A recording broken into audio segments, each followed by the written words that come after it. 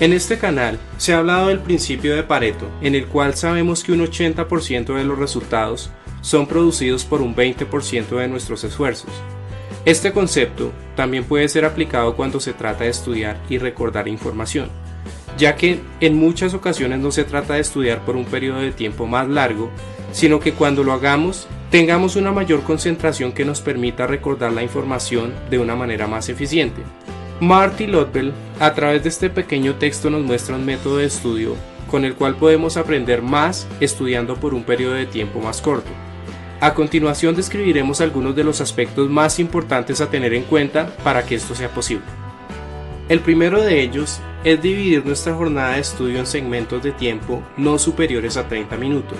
Esto es conveniente debido a que investigaciones han demostrado que a partir de la media hora nuestros niveles de concentración empiezan a bajar. Esto implica que si estudiamos por periodos de tiempo más largos, nuestra capacidad para recordar los conceptos va a bajar considerablemente. Y lo más seguro es que tengamos que volver una y otra vez a estudiar nuevamente el material. Por esta razón, lo recomendable es que si, por ejemplo, decides estudiar por un periodo de 2 horas, dividas tu estudio en 4 segmentos de 30 minutos y entre sesiones tomes 5 minutos para hacer algo divertido, o en su defecto, hacer otra actividad no relacionada con tu estudio. De esta manera podrás renovar tu concentración y hacer que las sesiones de estudio sean más fructíferas y recuerdes una mayor cantidad de información. Un segundo aspecto a tener en cuenta es destinar un lugar específico para estudiar, ya que por lo general nuestro lugar de estudio es el mismo sitio que utilizamos para realizar otras actividades, como ver televisión, distraernos e incluso dormir.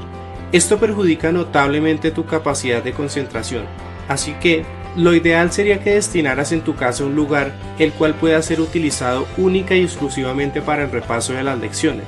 Si no cuentas en tu residencia con un espacio libre de distracciones, la recomendación es que busques una biblioteca pública o un lugar tranquilo, en donde puedas hacer más provechosos tus periodos de estudio.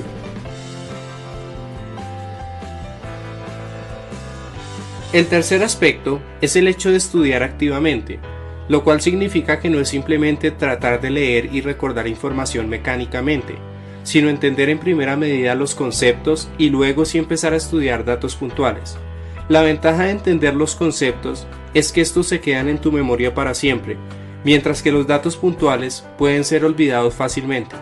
Por ejemplo, si yo te pongo esta combinación de letras y te pido que las recuerdes de memoria, seguramente al cabo de unos pocos segundos las habrás olvidado, ya que estás tratando de recordar datos puntuales sin ningún tipo de asociación ni estructura lógica. Pero si por el contrario ves estas letras en este orden, las asociaciones que haces de ellas te permiten recordar fácilmente cada una de las letras. Esto implica que al estudiar es más conveniente entender los conceptos antes que los datos puntuales.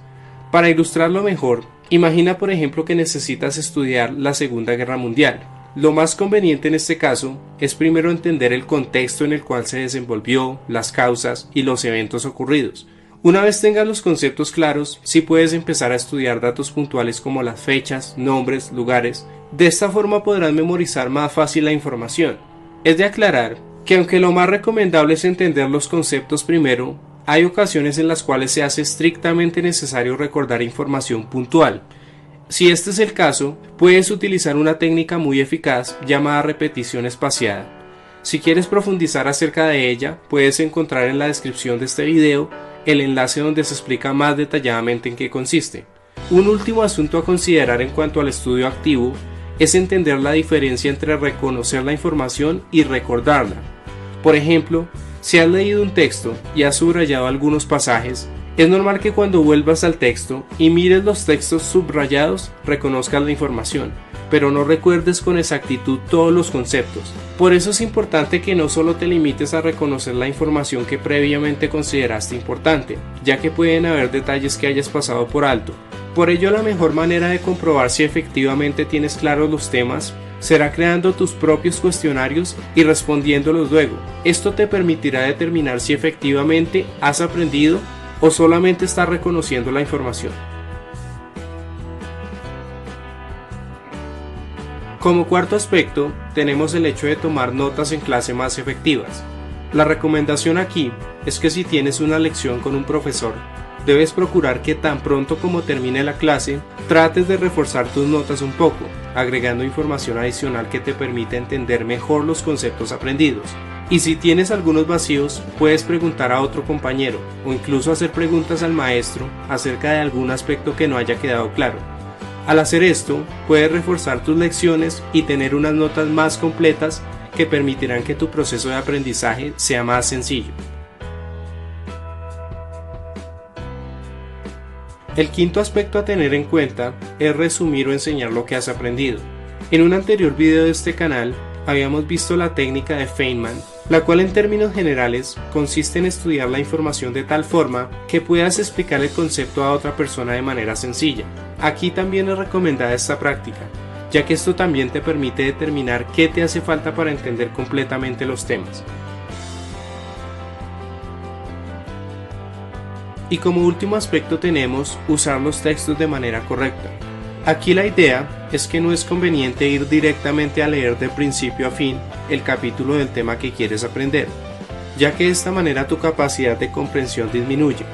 Lo más adecuado es primero revisar títulos, subtítulos e imágenes de todo el texto, y una vez has hecho esto, deberás escribir las preguntas que te surjan acerca del material. Luego de haber completado estas dos actividades, ahora sí puedes proceder a leer el texto e ir buscando la respuesta a las preguntas que planteaste en el paso anterior.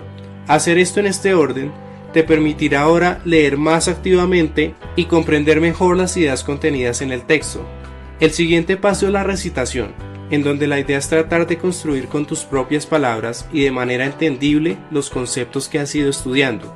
Y por último tenemos el repaso, que se lleva a cabo una vez hayas terminado el texto, y consiste en escribir de una manera breve cuáles son los puntos más importantes de toda la lectura.